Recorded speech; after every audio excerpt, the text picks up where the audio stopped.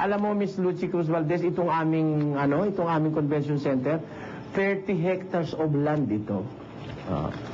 30 hectares of land. Ang nakita mo lang nakapangalan sa akin, 2 hectares eh. Dinaldal mo na ganyan sa programa mo. Paano naman yan? Ano naman ang ginagawa mo sa amin?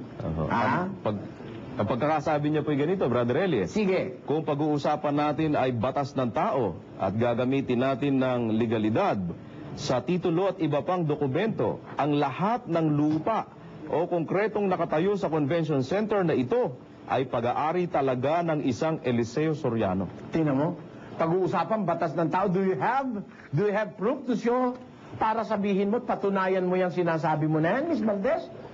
Those are allegations, accusations, pagpapasama sa kapwa, unfair. Alam mo kung bakit?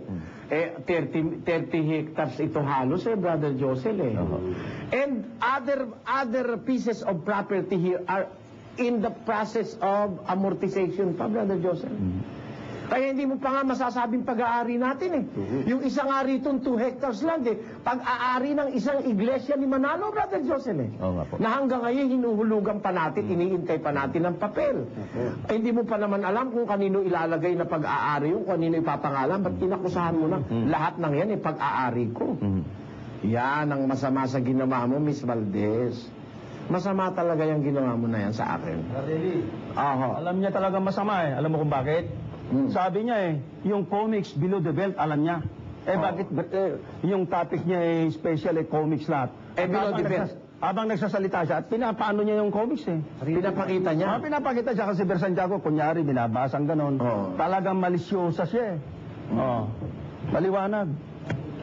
Talagang meron siyang grand design. And we do not know whose design is that. Pero ang alam ko, Brother Josel, ang alam ko lang, Opo. Sa mga researchers ni Miss Valdez, may iglesia ni Manalo. Yun ang alam ko. Nag-iisip kasi ako ng mga possible avenues where these malicious accusations will come from. Dapat i-check ito ng ABS-CBN, Brother Joseph. I'm asking the management of ABS-CBN to check these people behind this. Bakit?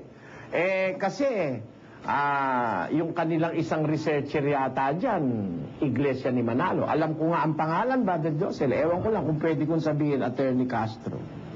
Payag ba kayo sabihin ko pangalan? Wag muna po ngayon. Wag muna po ngayon. Alam mo, yan nakikita mong lawyer na yan, Brother Joseph, si Attorney Castro. Yan ang nagpatahimik sa akin ng 4 na araw. Ayaw akong pagsalitain. Dahil bago ka magsalita, brother, ihanda muna natin ang mga dokumento. Talagang masyadong legalistic ang mind yan Sabi ko nga sa kanya, alam mo, Attorney, ikaw lang ang nakapigil sa bunganga ko sa 4 na araw na hindi ako kumikibo. Kasi gusto niya, kunin lahat ng mga certification from banks, kumuha ng mga evidences to prove na yung sasabihin ko ay totoo. Kaya, salamat kay Attorney Claire. Meron akong alam kasi dun sa staff ni Lucy Cruz Valdez, Iglesia ni Manalo Kaya, kasi nag-iisip ako, bakit? Nai-adapt niyang buong-buo. Sabi niya, hindi raw mahirap hanapin yung nagsasalita ng masama laban sa akin, sabi ni Lucy, sa kanyang programa. Bakit hindi rin naman mahirap maghanapin yung magsasalita ng mabuti para sa akin Bakit yung puro masama ang sasabihin, yun ang pinaghahanap mo? Nakapasok ka dito sa convention center namin. Nag-stay ka rito ng matagal para makausap mo lang yung mga tao rito, wala kang kinausap kahit isa Alam mo, analysis ko sa yung special assignment, itatata ko na. Bias! Amen. Yan ang aking masasabi, Brother Joseph. Opo. At, Attorney Rosal. Yung sundan ko lang sinabi ni Brad Deli na meron pala doon na nakaanib doon sa kaalit natin Yung report na yun spice with religious color. Hindi na nagkaroon ng cold neutrality talaga yung report na yan, Brad Joseph. Di ba maliwanag? Mga kababayan, talagang one-sided Totoo yung sinabi ni Brad Deli. Yan ang inyong analysis, Attorney. Bias talaga yan. Pero ako, nag-iisip pa lang ako. Gusto ko nga mapatunayan Pero ipacheck sana ni Lucy kung yung kanyang researcher doon at writer, anong affiliation sa religion. And that will solve my let's say, problem in my mind, Kasi nakita ko kasi yung design Yung accusation ng Iglesia ni Manalo sinasabi laban sa atin, Yun ang napanood sa assignment. Mhm. Yun. Opo. Yun ang analysis ko. Tungkol sa comics na pangalawa, kumikislap yung mata niya, parang tuwan-tuwa siya. Di maliwanag na tuwan-tuwa siya, nagre-report na masama. That is of the speaker and do not necessarily reflect of that of Brother Eli. Hindi ko nakita yung kislap na yun. Oo, sa huli yata. Pinanood ko yun. Bago ako pumunta rito, Bradley, pinanood ko na 5 beses uli. Talaga sinigurado ko yun. Hindi ba tumaas ulit presyon nyo, attorney? Kasama yata kayo doon sa naglilibang lang, kaya kayo umali. Kaya nga nag-high blood ako, Brad Eli. Hindi ako naglilibang dito, Madam Valdez. Totohanan ito, nabubusog ako ng salita ng Diyos pamamagitan ni Brad Eli Soriano. Yan ang maliwanag. Hindi ako nag-aantay ng mga ubusin ng pagkain dito, no? May baong kami. Uy, may baong kami. Gusto mo, kilawin pa eh. Nagkikilawin kami rito. Kala mo, yung mga kung ano na binibenta dyan. Natural, bakit lalabas ka pa dyan? Kung malasong ka dyan, paglabas mo. Okay.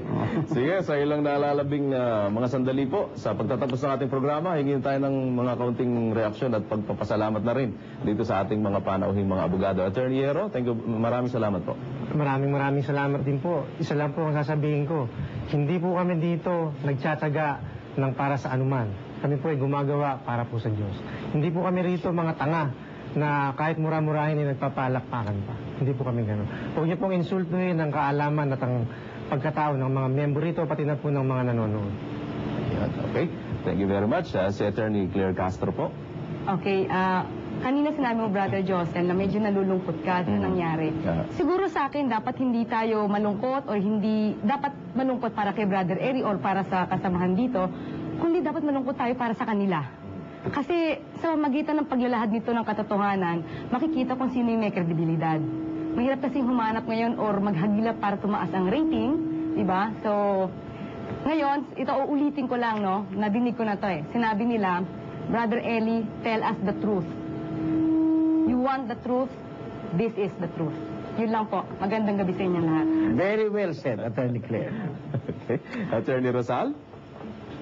Kailangan pa ba mayroon ako sabihin, Brad Eli? Brad Josel, sinabi na ni Atty. Clear yun. Ganun pa man, binabati ko si Richard Pillo.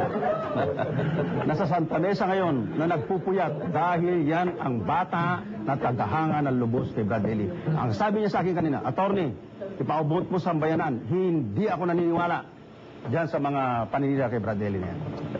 At ipagpatuloy ang pakikibaka diyan sa mga tao niyan.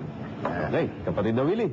Sa lahat po ng ating mga naging taga-subaybay, salamat po sa inyong pagantabay. At Brad Danny? Salamat po sa inyo lahat, sa mga taga-Davao na nagparating ng kanilang mga pahayag dito sa mga text message. Salamat po. At hanggang sa susunod po, pagtalaan tayo ng Maniwala ka, ganda niyan, ang ganda niyan text message ng taga-Davao, Brother Danny, ha? Opo. Sabi ba naman eh, huwag kang matakot sapagkat ako'y sumasayo. Aking tutulungan ka, palalakasin kita. Totoo po yan. Yan ka ang kailangan, Brother Eli. Ako naman eh talagang ang pag-asa ko lang naman yung tulong ng Panginoon eh. Opo. Mahirap kasing gawin yung ginagawa ko, Brother Josel eh. Oo. Saan ka hahanap sa ministro sa mundo, no? Sa buong mundo. Na isang ministro nagluluto, nagko-concert, nangangaral, tapos wala kang pera. Lahat ng kitain mo, kailangan ng kapwa mo tao. Saan ka hahanap ng ganon? Siguro bihira ang makakatiis ng ganon eh.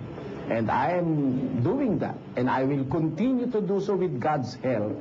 Kahit na hanggang sa ako'y mamatay, maipakita ko lang sa sambayan ng Pilipino na kung may mga taong nagpapakamatay sa panluloko sa kapwa, meron din naman taong magpapakamatay sa paggawa ng kabutihan.